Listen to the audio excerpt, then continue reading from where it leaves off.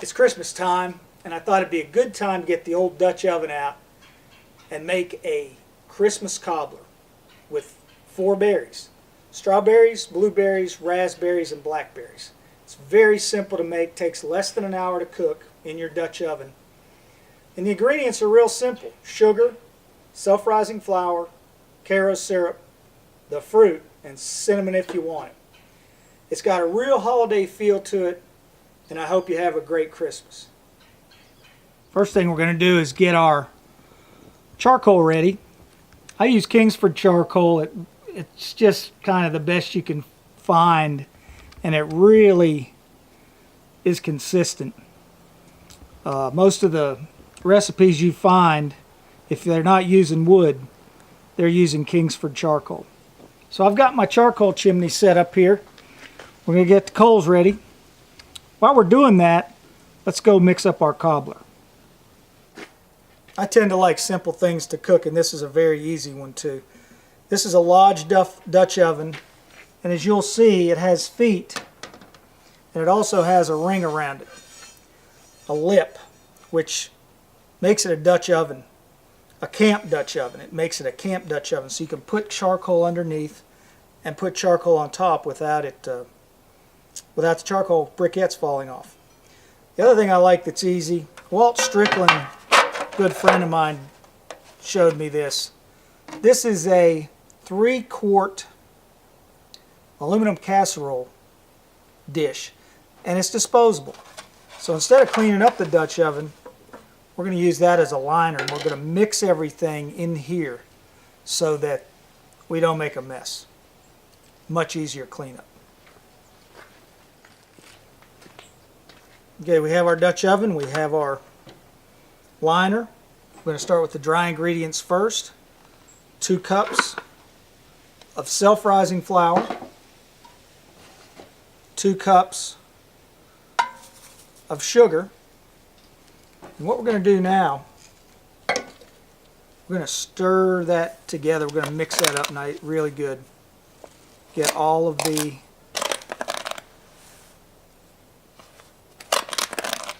sugar and flour mixed. And again, this is all in this aluminum casserole dish, so it's very easy to do. Okay, got that mixed. Now we're going to take our fruit. I bought frozen fruit, whole fruit from Walmart, and thawed it out. We're going to pour it in over our dry ingredients. Get as much of the juice out of there as you can.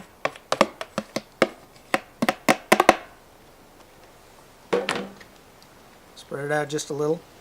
Now we're going to take our Karo syrup, and we're going to pour it over the top.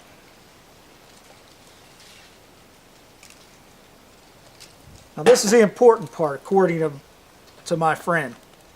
You only want to stir this about 5 or 6 times. He always says you're not making pudding, which I tend to agree with, so we're just going to get it what I call folded and blended. And that is it.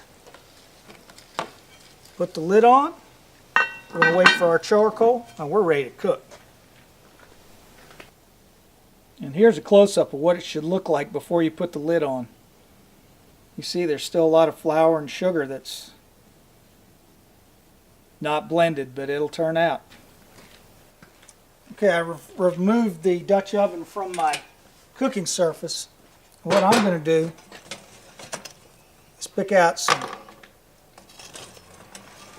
some coals to put underneath. I think what I'm going to do is pour these out.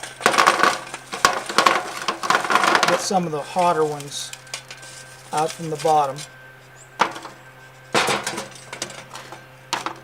We're going to spread 8 or 9 of these coals out on the bottom of our rack in a circle.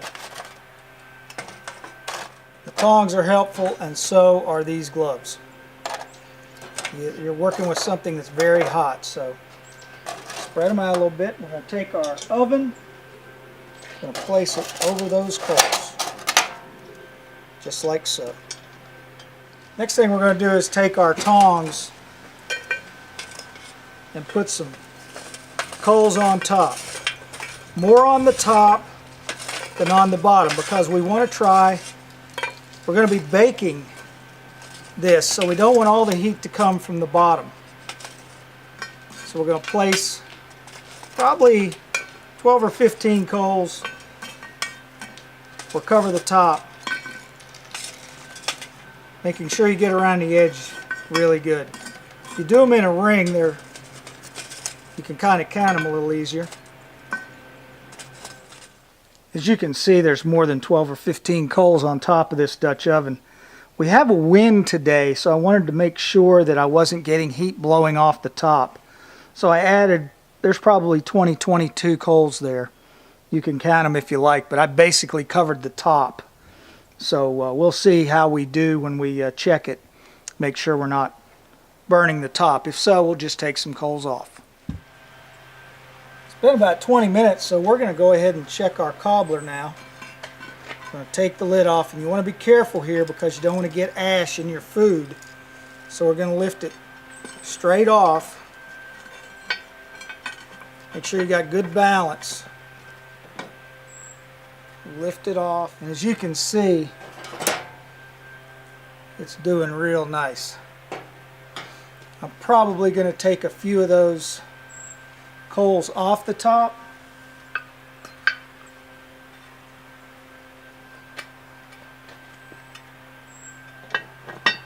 Now another thing to do to keep even heat, it's a good idea every 20 or 30, 15 minutes, every 15 minutes, to rotate your lid so that you don't get any hot spots.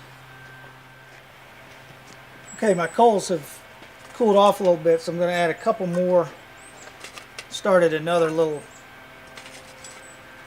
batch of coals, and we're going to put a few more on the top just to finish it off. We're probably about 35-40 minutes in, so we're just going to finish this off, and then it'll be ready.